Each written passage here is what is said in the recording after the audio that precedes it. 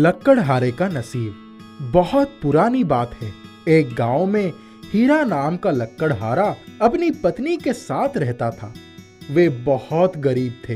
हीरा दिन भर जंगलों में लकड़ियां काटने जाता और उनको बेचकर जो भी आमदनी होती उसी से किसी तरह से उनका खर्चा चलता था।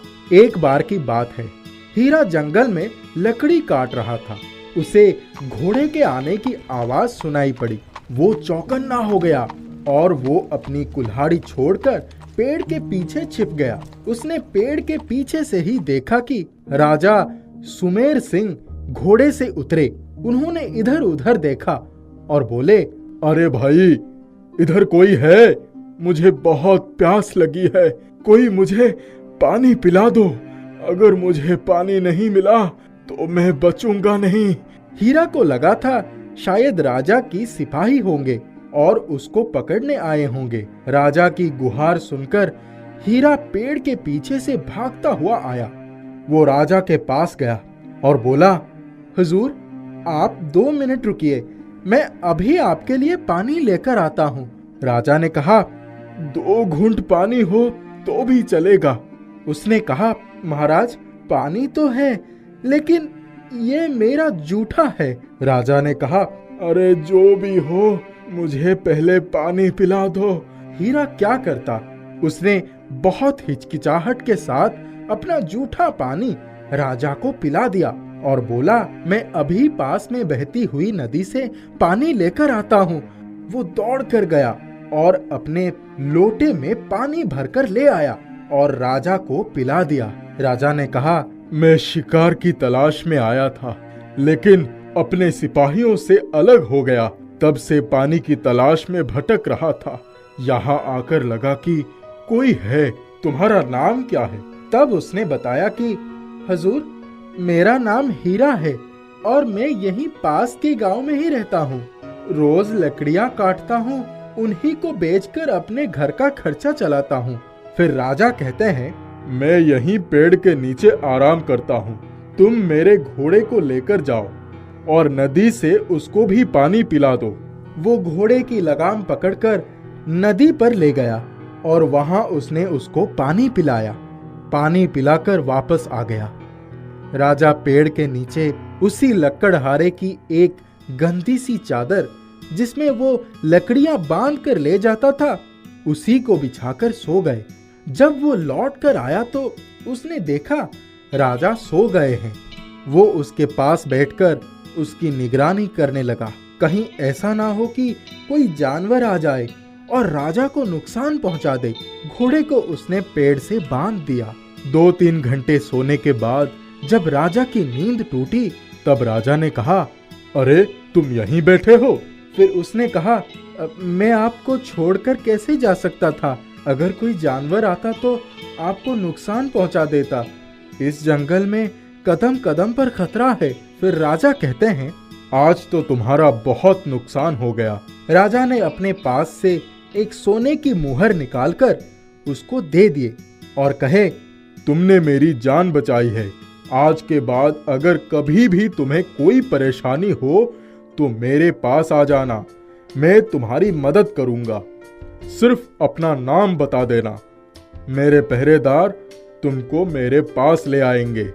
यह कहकर राजा ने उसका धन्यवाद किया, घोड़े पर बैठे और अपने राज्य की तरफ वापस चले गए। हीरा उस दिन बहुत खुश था। खुशी खुशी घर गया और अपनी पत्नी से बोला, तुझे पता है, आज जंगल में राजा सुमेर सिंह आए थे। उसने अपनी पत्नी को वो सारी बातें बताई जो जंगल में घटित हुई थी। उसकी पत्नी बहुत खुश हुई और बोली, हमारा खर्चा तो जंगल की लकड़ियों से ही चल जाता है। हम राजा के पास क्यों जाएंगे? वो ठहरे बड़े आदमी। हमारे पास जितना है उतना ही काफी है। हाँ, जब कभी जरूरत पड़ेगी तो देखा जाएगा। कई साल बीत गए। हीरा जिस जंगल में लकड़ी काटने जाता था, अचानक एक दिन उस जंगल में आग लग गई और बहुत सारे पेड़ जल गए। हीरा बहुत दुखी हुआ। अब उसका जंगल में जाने का मन ही नहीं करता था, क्योंकि आधे से ज्यादा पेड़ जल चुके थे।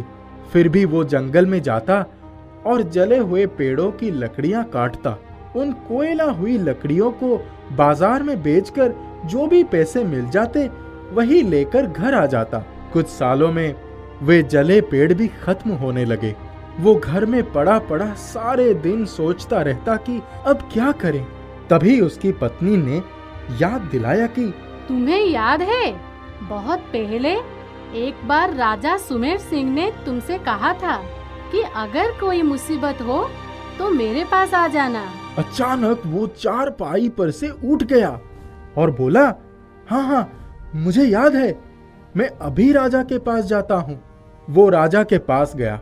राजा उसको देखते ही पहचान गए। उसकी सारी बात सुनकर उसकी परेशानी में उसकी मदद करने का आश्वासन दिए। उन्होंने कहा, हमारी रियासत में एक जंगल है, वहाँ चंदन के पेड़ लगे हैं। मैं तुम्हें वही जंगल देता हूँ, क्योंकि उस दिन तुमने मेरी जान बचाई थी। वो चंदन की लकड़ियाँ बहुत अनमोल हैं। मुझे लगता है आज के बाद तुम्हें कभी भी परेशानी नहीं उठानी पड़ेगी। हीरा बहुत खुश हुआ। राजा ने उसको अपने आदमियों को साथ भेजकर वो जंगल दिखा दिया। राजा के अन्य दरबारी थोड़ा ईर्ष्यालु हो गए। इतना कीमती चंदन का जंगल राजा ने एक साधारण से लकड़हारे को दे दिया। वो रोज जंगल जाने लगा और वहां से लकड़ियां काटकर उसको जलाकर उसका कोयला बनाता, क्योंकि अब कोयले की बाजार में उसके अच्छे ग्राहक बन गए थे।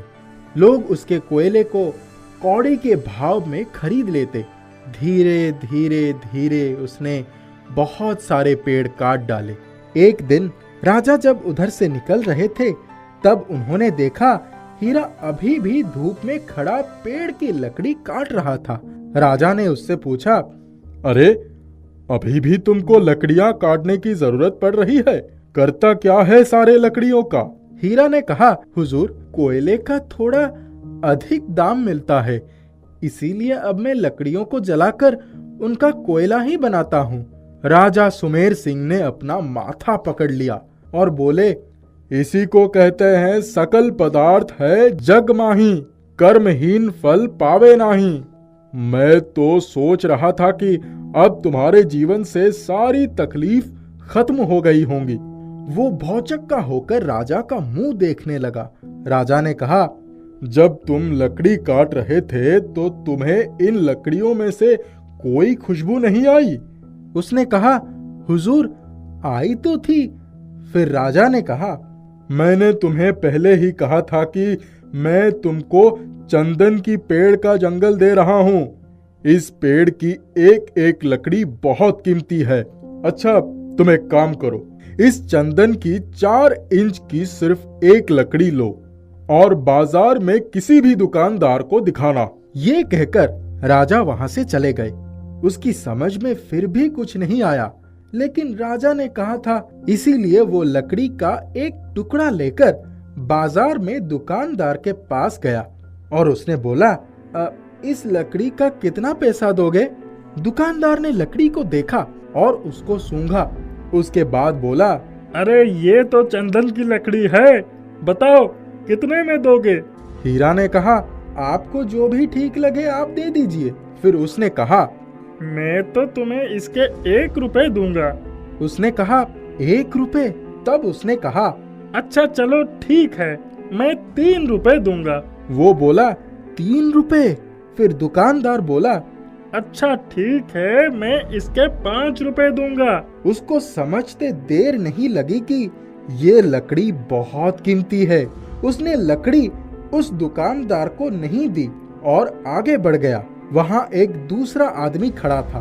वो उसके पास आया और उसने कहा, मैं तुम्हारी ये लकड़ी 10 रुपए में खरीद लूंगा। हीरा उसको वो लकड़ी 10 रुपए में बेचकर वापस आया और अपनी पत्नी से बोला, मैं भी कितना बड़ा बेवकूफ था, इतनी कीमती लकड़ी को मैं कौड़ियों की भाव में बेचता था। अगर आज राजा सुमेर सिंह ना आते तो मैं लाखों रुपए की लकड़ियां कौड़ियों के मोल में बेचकर बर्बाद कर देता। उसकी पत्नी ने कहा, चलो हमारी किस्मत में यही लिखा था। अब हीरा रोज जंगल से लकड़ियां काट कर लाता और बाजार में खूब अच्छे दाम में बेच देता। उसे अपनी गलती का एहसास बहुत देर से हुआ, लेकिन अब वो अमीर बन गया था। हाँ, उस गलती की भरपाई के लिए उसने जंगल में बहुत सारे चंदन के पेड़ लगवा दिए थे। उसके बाद से हीरा और उसकी पत्नी खुशी खुशी